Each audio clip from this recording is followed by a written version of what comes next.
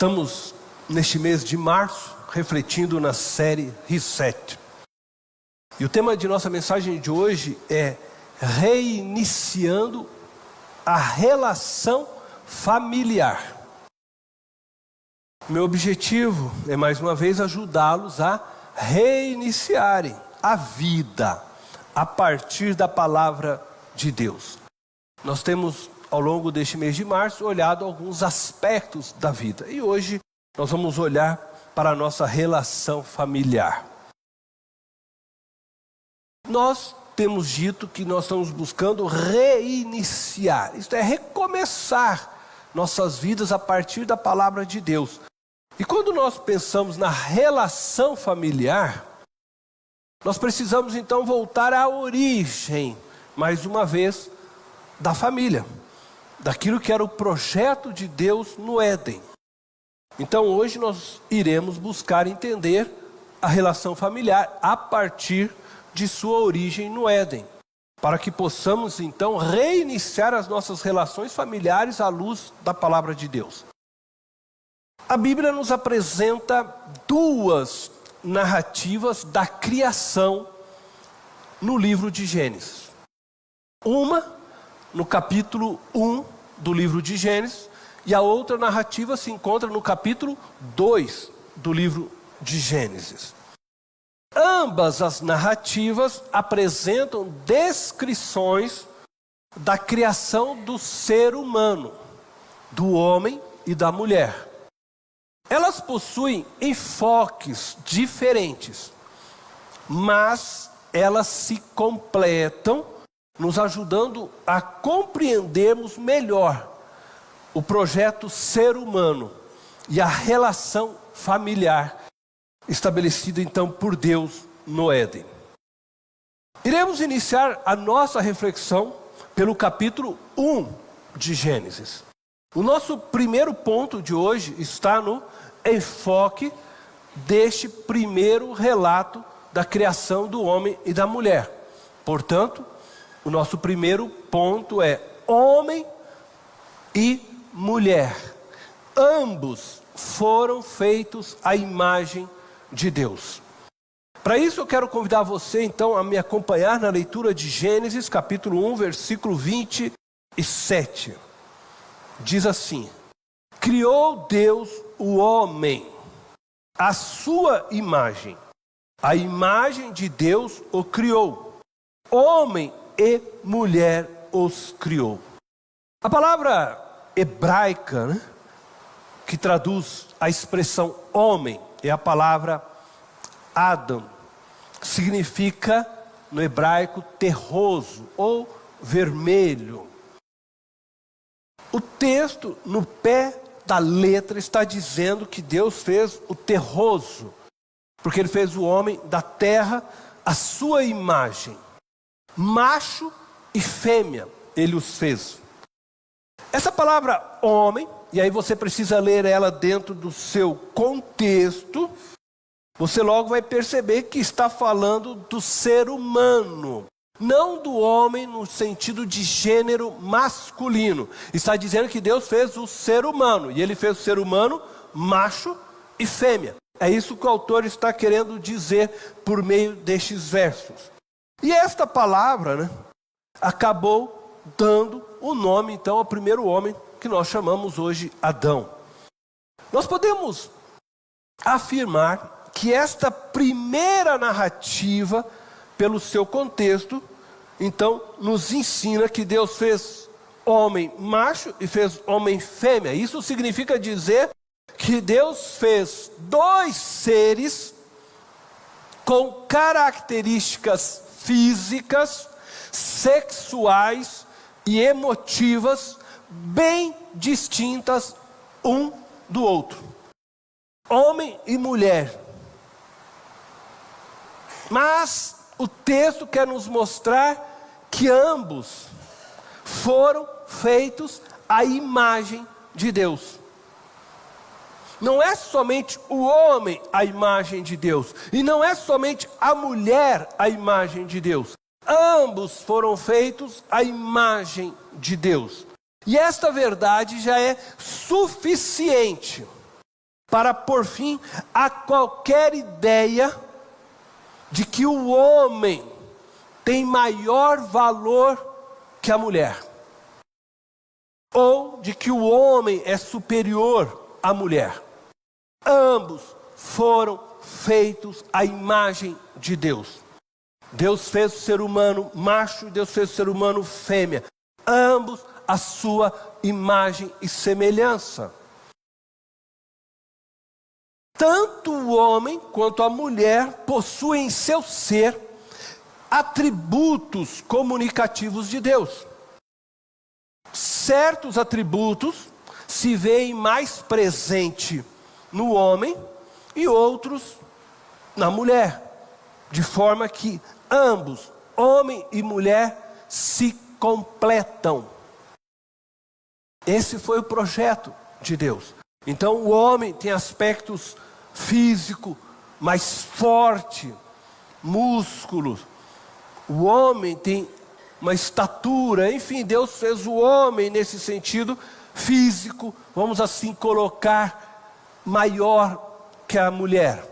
Então mais forte que a mulher. A mulher neste aspecto físico é mais frágil que o homem. Por outro lado, Deus deu à mulher algumas características que o homem não possui. Características emocionais, afetivas, sensibilidade, que o homem não possui na mesma dimensão. Mas ambos possuem características do próprio Deus.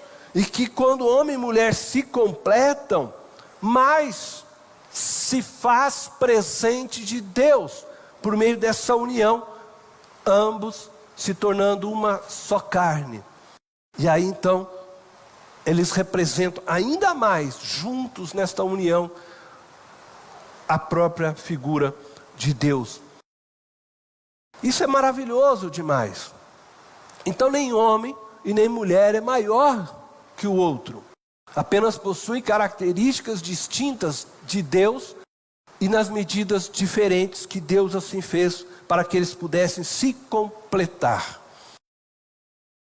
E sabendo então que a mulher é mais frágil que o homem, o apóstolo Pedro, ele orienta os maridos a tratarem suas esposas com honra, conforme nós podemos ver em 1 Pedro capítulo 3, versículo 7. Veja as palavras do apóstolo. Do mesmo modo, vocês, maridos, sejam sábios no convívio com suas mulheres e tratem-nas com honra, como parte mais frágil e coerdeiras do dom da graça da vida, de forma que não sejam interrompidas as suas orações. Vejam só, o marido tratar a mulher com honra, segundo as palavras de Pedro, é sabedoria. Sejam sábios no convívio com suas mulheres e tratem-nas com honra. E Pedro está nos ensinando que a força que Deus deu ao ser masculino deve ser usada para proteger a mulher e honrá-la.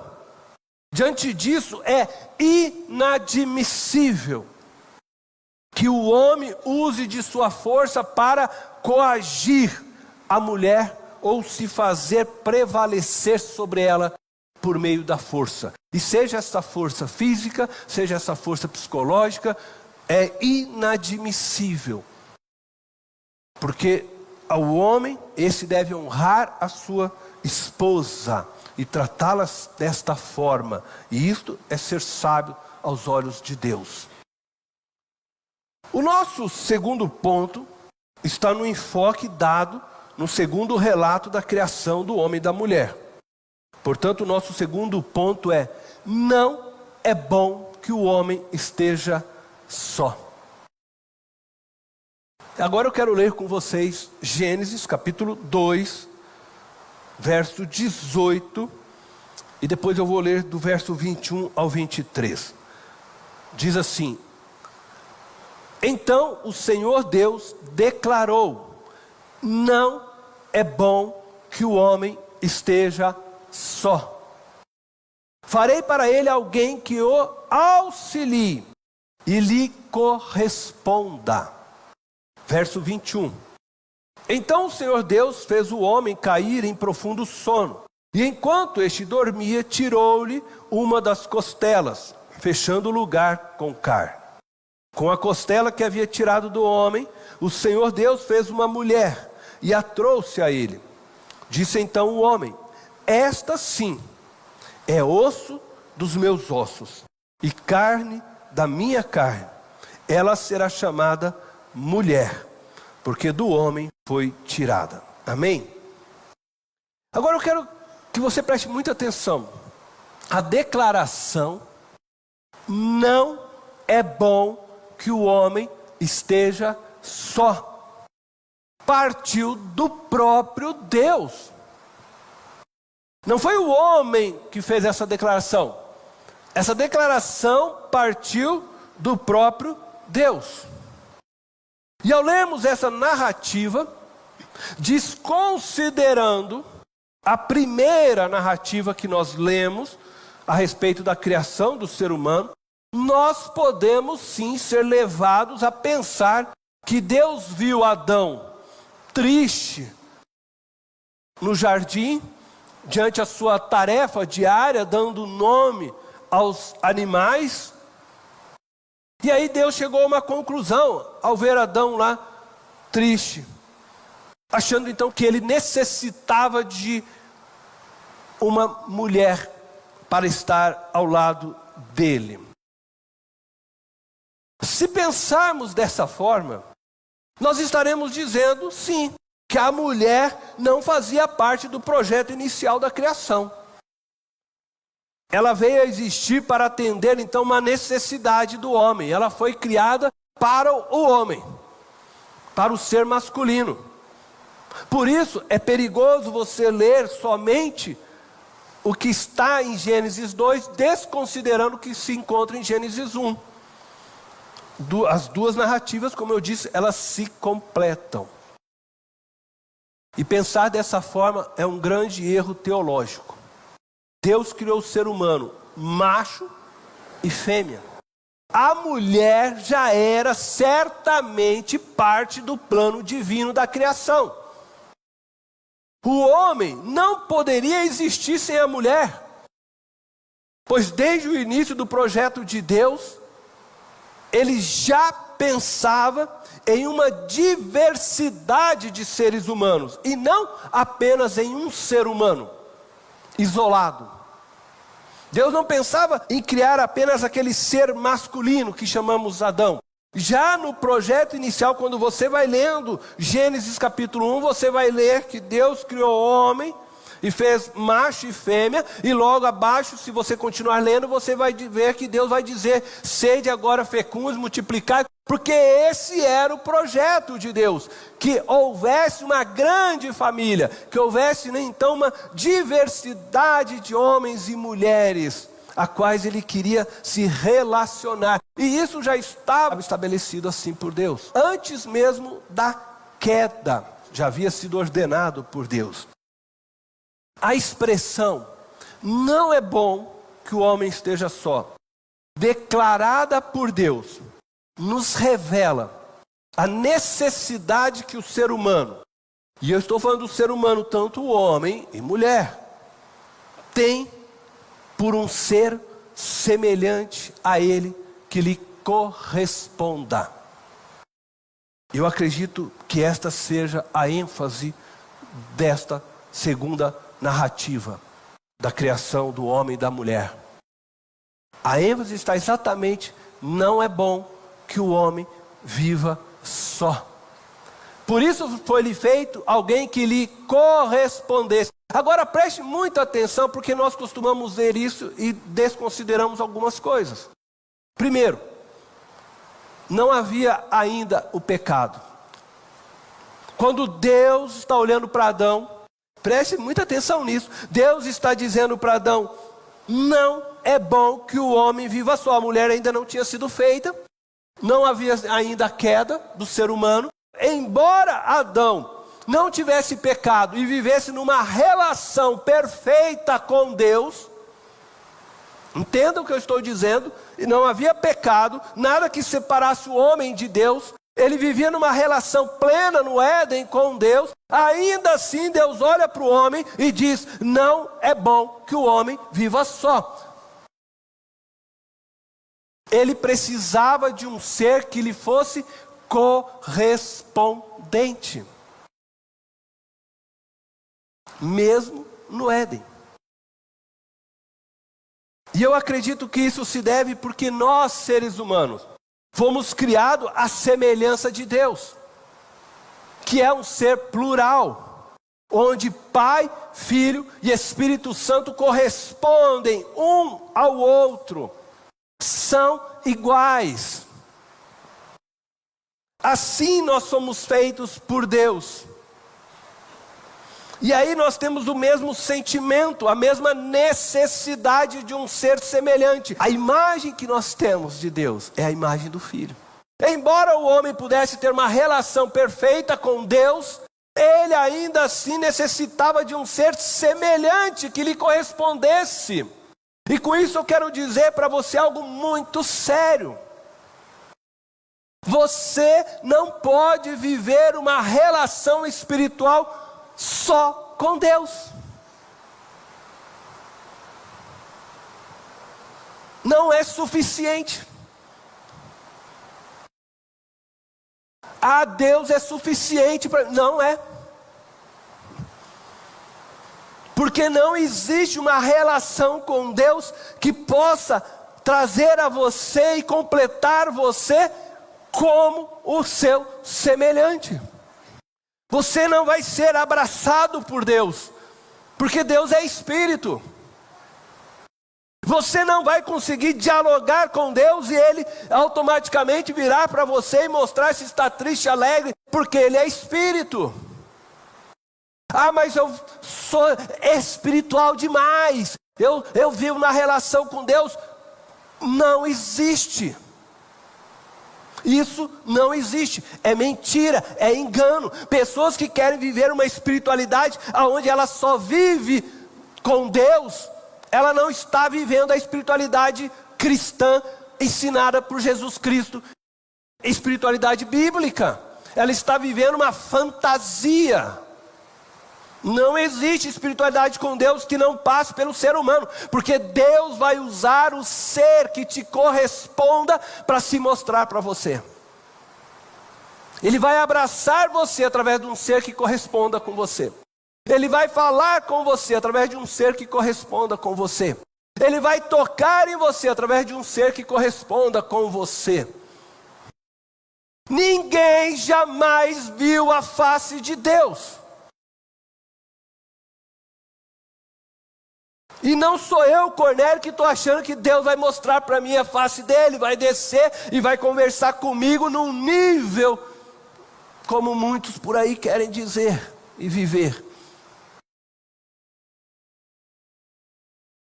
Nem Moisés viu a face de Deus.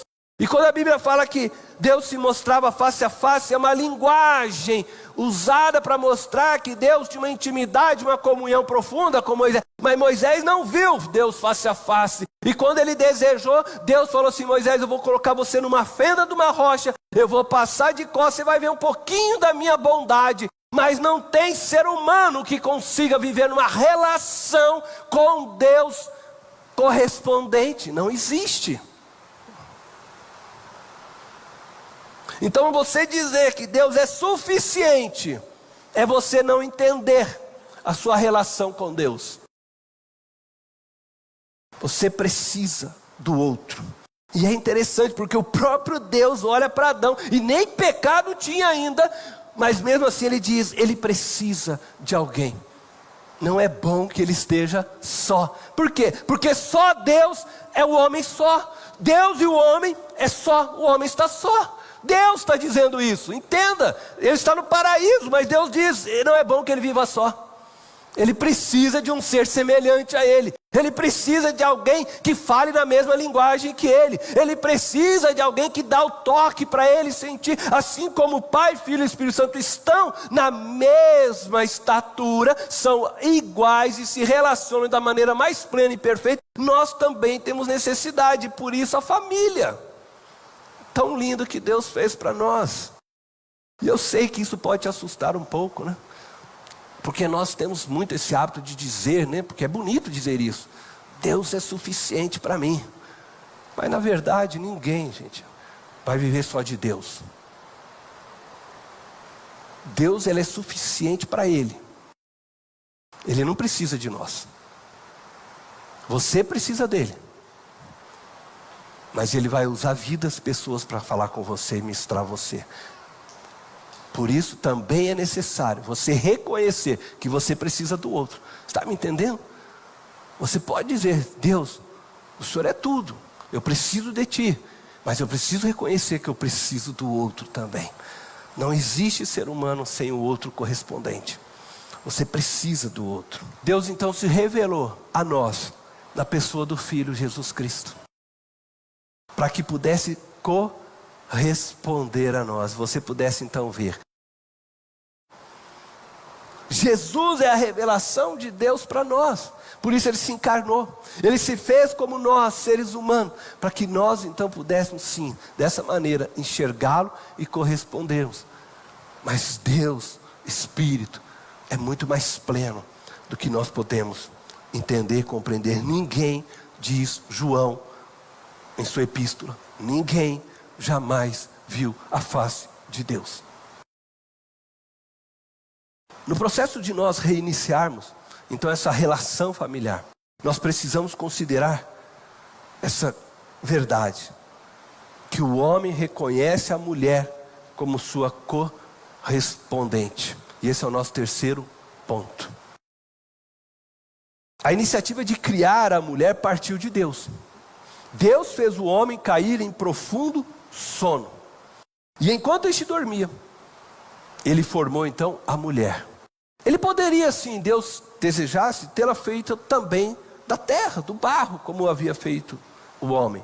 Mas Deus decidiu criar a mulher do próprio homem. E por isso, Adão reconhece a mulher como sua correspondente. Que coisa linda, quando a gente lê as palavras, né, de Adão. Ele exemplificou essa verdade. Ele entendeu a mulher como igual. Ele entendeu a mulher como correspondente.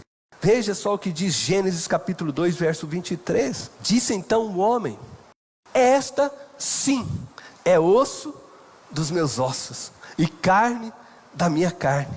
Ela será chamada mulher, porque do homem foi tirada. A palavra varoa, né? O homem é o varão, varoa.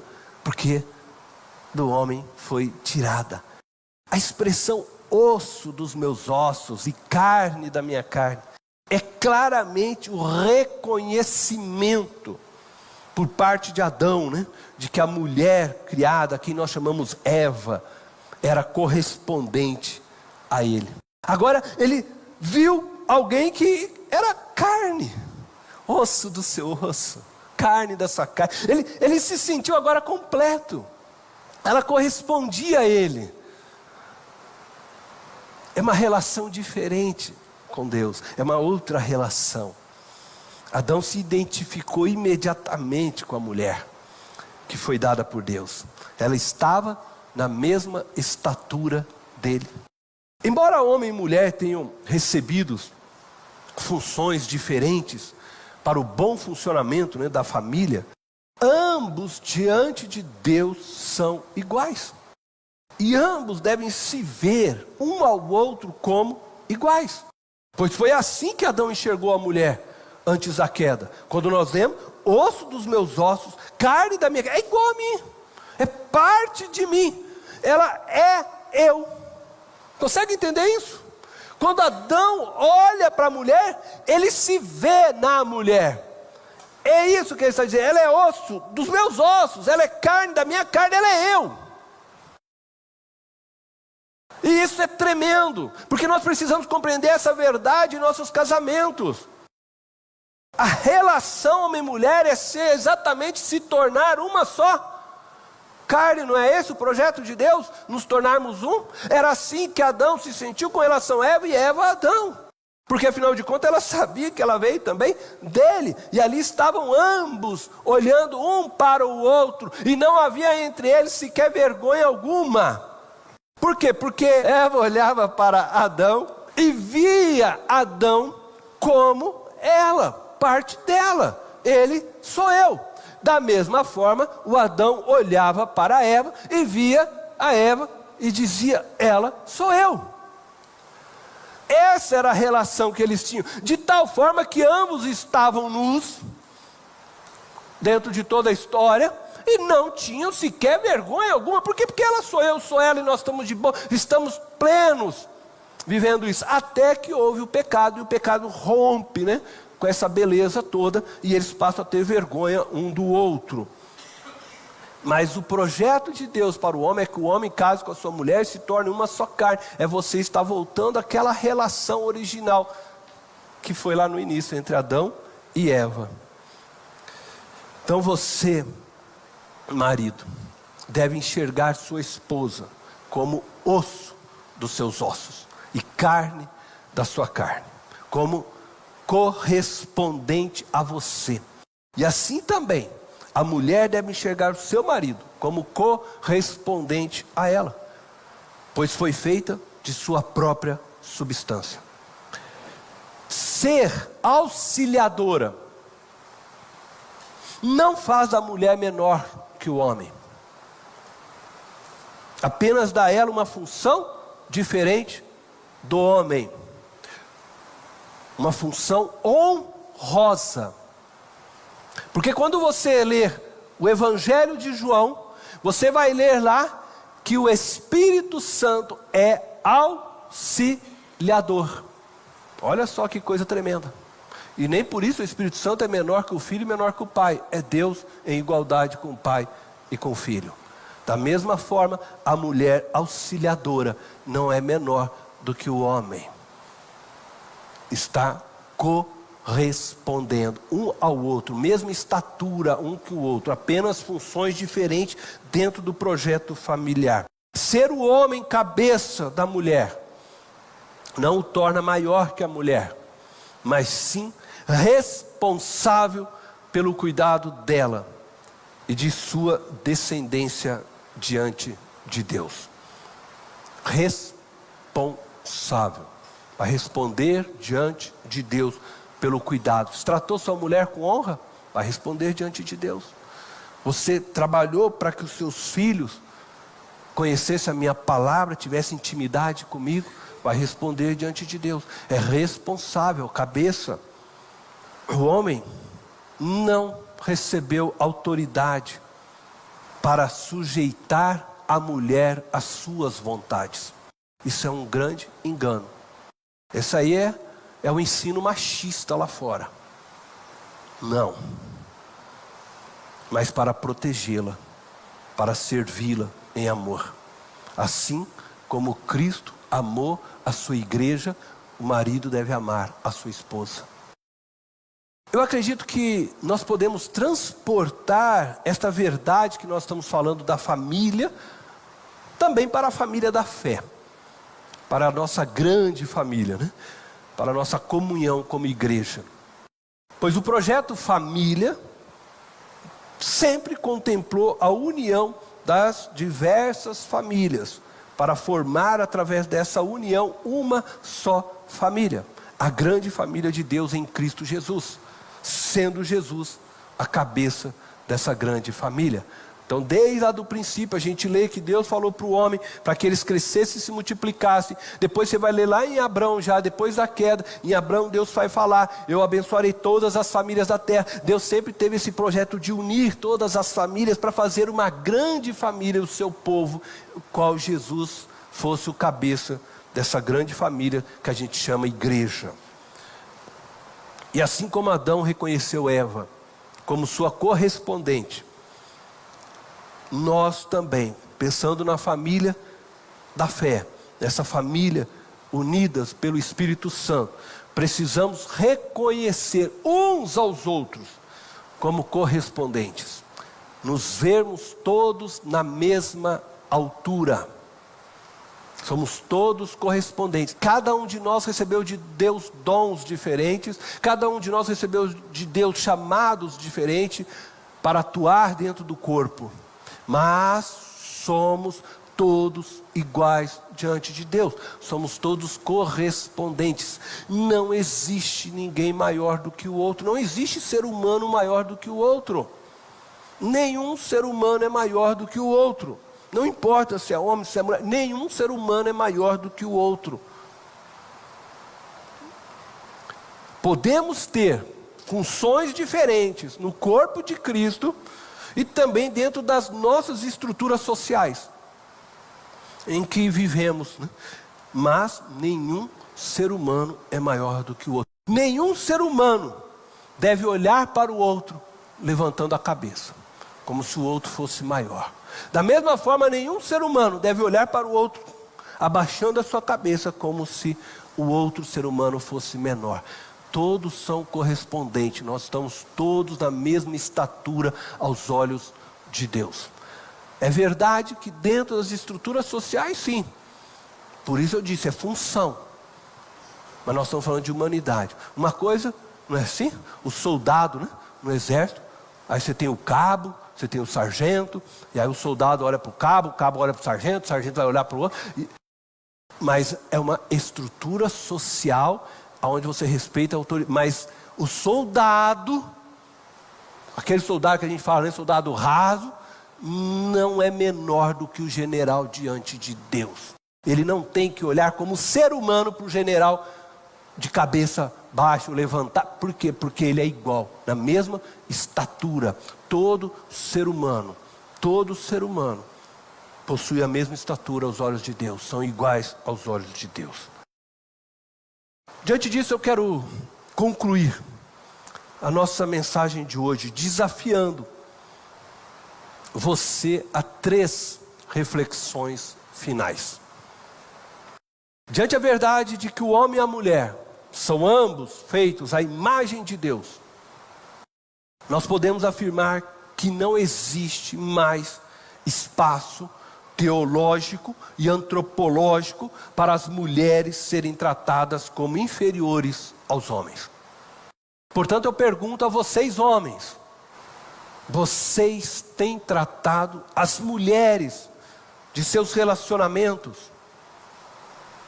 com a igualdade e o valor criacional que elas merecem? Vocês têm tratado suas mães, suas esposas, suas filhas, seus colegas de trabalho com o valor que elas merecem, com a honra que elas merecem? Diante da verdade de que não é bom que o homem esteja só, aprendemos que todo ser humano, homem e mulher, precisam se relacionar com outro ser semelhante. É preciso. Ninguém pode viver sozinho sem um outro ser semelhante para corresponder. Portanto, eu pergunto para homens e mulheres: você tem buscado viver em comunhão com Deus através da comunhão com as demais pessoas? Ou você acredita que só Deus é suficiente para você? A palavra de Deus nos ensina que aquele que não ama o seu irmão, o seu próximo, não pode amar a Deus. Não pode amar a Deus. Aquele que não se relaciona com quem é visível, como quer se relacionar com aquele que é invisível?